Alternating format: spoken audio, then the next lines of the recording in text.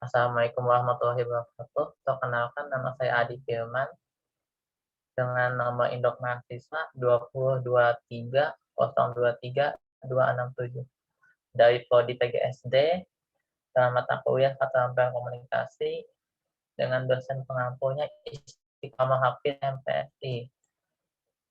Jadi saya akan menjawab soal UTS yang diberikan oleh beliau. Pertama, tentang teori Gestalt.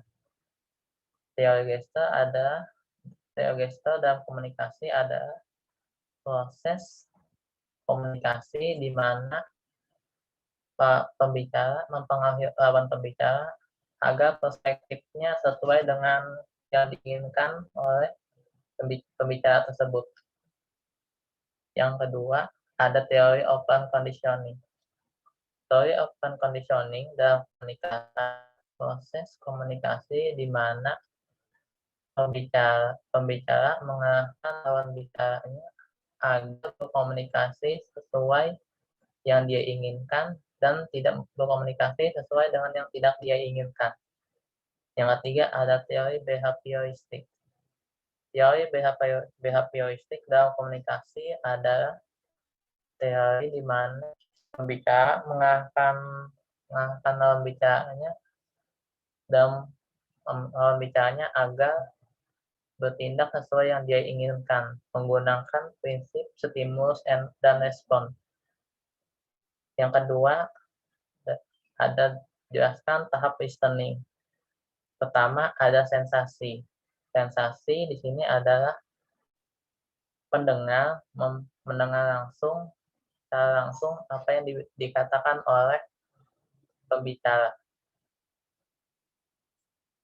Yang kedua, ada penafsiran. Penafsiran adalah proses pendengar mencoba memahami bahasa si pembicara.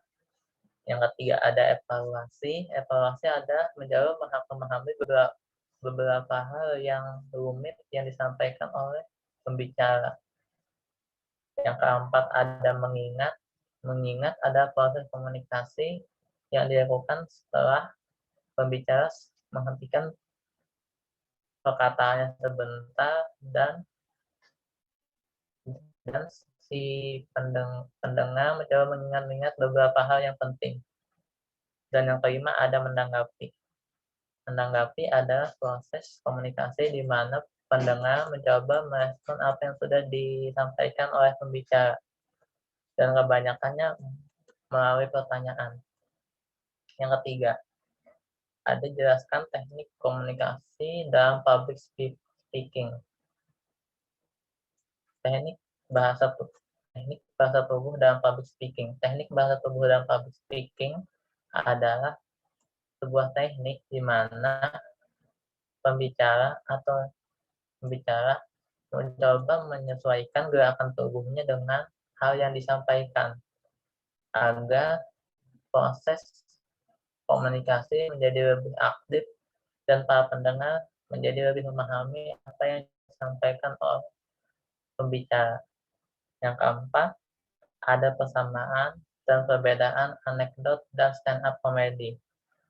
Untuk anekdot dan stand up comedy, persamaannya adalah bertujuan untuk menghibur pendengar atau pembaca. Sedangkan perbedaannya adalah anekdot berbentuk teks, sedangkan stand up comedy setelah menyusun kalimat stand up comedy dilaksanakan menggunakan pertunjukan atau seperti seni pertunjukan. Yang kelima adalah faktor yang mempengaruhi menyimak. Pertama, ada faktor fisik, ada faktor psikologis dan pengalaman.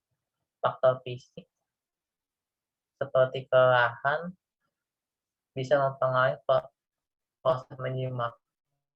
Yang kedua, ada psikologis. Psikologis ini bisa mempengaruhi menyimak ketika kondisi kejiwaan pendengar tidak bagus, seperti dalam keadaan kesal dan lainnya. Yang ketiga, ada pengalaman. Pengalaman yang dimaksud di sini adalah kondisi pendengar apakah pernah mengikuti hal seperti ini atau punya pemahaman tentang hal ini sebelumnya.